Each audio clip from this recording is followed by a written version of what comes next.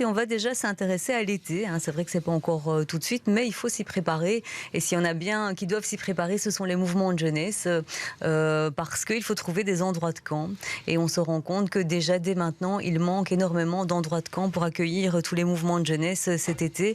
Gilles Beckers, bonjour, vous êtes le porte-parole des scouts. Bonjour. Et donc des calculs ont été faits, 17 300 enfants sont sans endroit de camp pour cet été à l'heure actuelle, donc ça représente 420 groupes des différents mouvements de jeunesse. C'est ça. Donc en fait c'est un bilan qui a été réalisé ici au mois de janvier et qui correspond en fait aux estimations qui avaient été faites il y a à peu près un an, quand on avait dit attention, il y a un peu plus d'un an d'ailleurs, attention, il y a 400 groupes qui habituellement partent pendant la première semaine de juillet, qui ne pourront plus partir à ce moment-là et donc qui risquent d'être en recherche avec la problématique qu'on a déjà un manque d'endroits de camp. Et en fait, on voit que cette problématique, cette intuition, elle s'est confirmée et que c'est bien le cas de figure dans lequel on se retrouve avec 424 groupes, soit plus de 17 000 enfants qui sont en recherche d'un endroit pour les accueillir cet été. Voilà, donc c'est vraiment ce changement de calendrier scolaire qui accentue la pénurie et qui fait que finalement il reste combien de temps de camp là, si on commence vers le 7-8 juillet, c'est ça? 7 juillet, oui, là, à partir du 7, il y a toute une série de camps qui vont se lancer effectivement, et puis après 3 semaines intenses jusqu'au 31 juillet en fait, et puis après l'activité redescend fortement. On a environ 10% des camps qui se déroule sur le mois d'août, parce que ça, pour le moment, ça reste une période qui est compliquée, puisque la plupart de nos animateurs sont étudiants, et c'est compliqué pour eux d'envisager cette période-là. Il y en a qui le font. On voit que c'est pas attractif pour beaucoup. Il y a beaucoup de vacances de parents, il y a beaucoup de dynamiques internes qui font que c'est difficile de changer, en tout cas, du jour au lendemain, et pour certains, c'est vraiment pas possible pour cause de seconde session. Mais donc ça veut dire que pour l'instant, ce qui est fait, c'est un appel à l'aide. Et cet appel, vous le faites à qui? Alors, à toute personne qui peut contribuer à proposer ou aider à trouver un endroit. Alors on parle autant d'endroits en prairie, hein, il en manque d'après nos estimations environ 150, que des bâtiments. Là on estime qu'il en manque environ 275. Et alors ça autant des écoles, donc on s'adresse autant aux directeurs d'établissements scolaires qu'aux communes qui peuvent être gestionnaires de salles communales, hein, voire des salles dont elles sont responsables, donc elles ont la gestion. On parle aussi des infrastructures sportives, pourquoi pas, ou de toute personne qui aurait des locaux, un bâtiment qu'ils pourraient mettre à disposition contre location évidemment.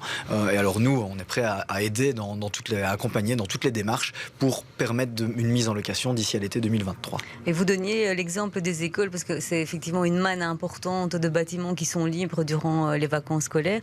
Vous avez envoyé des courriers à de nombreux directeurs d'école. Vous avez reçu très peu de réponses jusqu'à présent? Alors, il y a une circulaire qui avait été envoyée effectivement en juin dernier par Madame Désir, par la ministre de l'Enseignement, pour lequel il y a eu assez peu de réponses. De notre côté, on prépare une autre communication qui devrait partir dans les jours, semaines qui viennent, qui est en phase de finalisation, vers toutes les écoles, en détaillant de manière pratico-pratique quelles sont les questions à se poser, les freins à surmonter si on veut mettre son école en location, quels sont les avantages qu'on peut y trouver, parce qu'il ne faut pas se le cacher, il y a des avantages aussi, notamment l'avantage financier qui est le plus flagrant, en vue de les accompagner, parce que on est tout à fait d'accord pour dire que toutes les écoles ne peuvent pas accueillir. Il y a 1000 raisons pour lesquelles certaines écoles ne peuvent pas accueillir, mais par contre, il y a toute une série d'écoles qui sont en mesure d'ouvrir leurs portes et d'y gagner. Il y a vraiment une relation gagnant-gagnant ici, d'ouvrir leurs portes pour permettre de mettre les bâtiments en location et donc d'accueillir des camps pendant l'été. Et vos recherches, elles se limitent à la Belgique ou vous les tendez aux pays limitrophes, que ce soit les Pays-Bas, l'Allemagne, la France, le Luxembourg? Non, effectivement, c'est aussi étendu. La Flandre aussi, qu'on n'a pas cité, mais effectivement. Et alors, tous ces pays limitrophes, tous les enfants peuvent s'y rendre, d'après nous, nos règles internes en tout cas, dans tous les territoires limitrophes. Alors évidemment, les jeunes enfants de 6-8 ans n'iront pas loin sur le territoire français, mais dans les régions limitrophes, c'est quelque chose qui est tout à fait possible.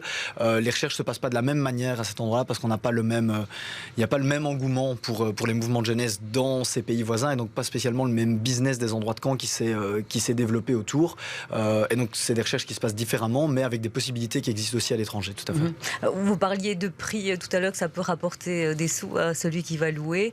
Vous sentez aussi qu'il y a une pression sur les prix vu que les plaines et les bâtiments deviennent rares et que ça devient compliqué aussi de payer finalement les endroits?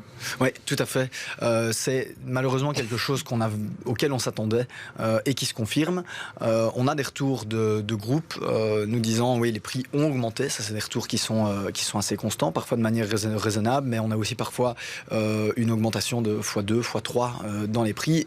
Et parfois allant jusqu'à des groupes qui disent en fait pour nous financièrement ça va pas être possible, on annule le camp de cette année parce qu'on n'est pas en mesure d'avancer les fonds nécessaires ou de payer ça tout en restant une activité accessible financièrement.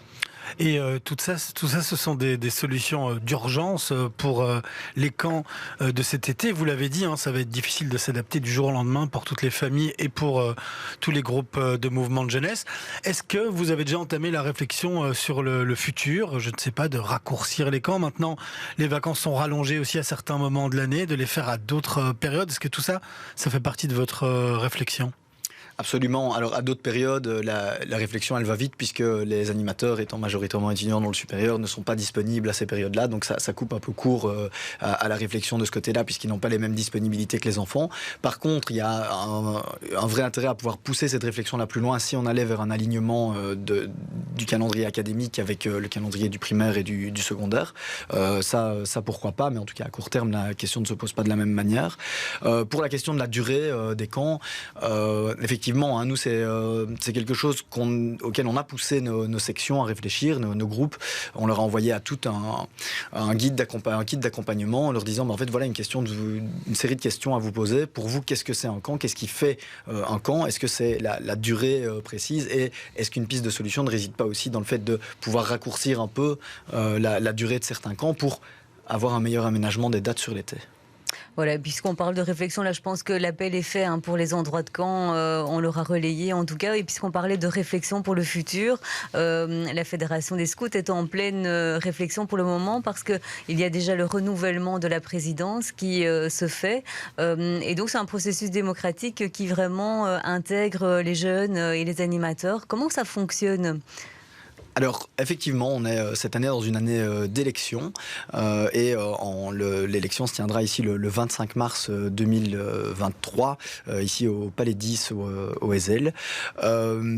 Et avant ça, il y a tout un processus de construction puisque le candidat à la présidence, il doit proposer une ébauche de contrat, donc des priorités qui sont importantes pour lui. Mais il y a une volonté, et ça depuis plusieurs années, et ça s'accentue de plus en plus, de le faire de plus en plus avec les acteurs de terrain, avec les animateurs qui toutes les semaines mettent leur foulard, animent les enfants et donc savent en fait ce qui est le mieux pour eux, pour le mouvement d'aujourd'hui et de demain. Et donc, ici, pendant le mois de février, on organise 5 journées auxquelles sont conviés les délégués des unités. Donc, chaque unité mandate un délégué et éventuellement un suppléant pour venir discuter.